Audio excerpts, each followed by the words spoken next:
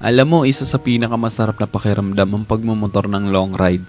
Yung tipong pagsakay mo pa lang ng motor, pagpaandar ng engine, may mararamdaman ka ng kakaibang saya. Dahil kapag nagmumotor ka sa mahabang biyahe, talagang nakakawala ng stress at ma-appreciate mo pa ang ganda ng mundo.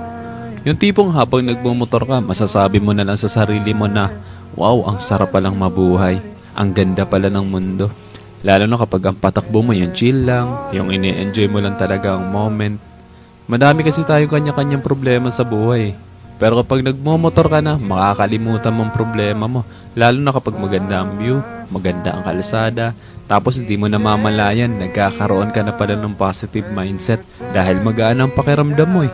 Kaya kapag stress ka na, kailangan mo lang din talaga minsan ng mahabang biyahe bilang isang pahinga eh. Ang weird no? Kasi nakakapagod magmotor pero ito yung pahinga ng gusto-gusto ng marami. Pero sasabihin ko sa'yo, hindi katawan ng napapahinga kapag ka nagla-long ride ka eh. Kundi yung utak mo, kundi yung sarili mo.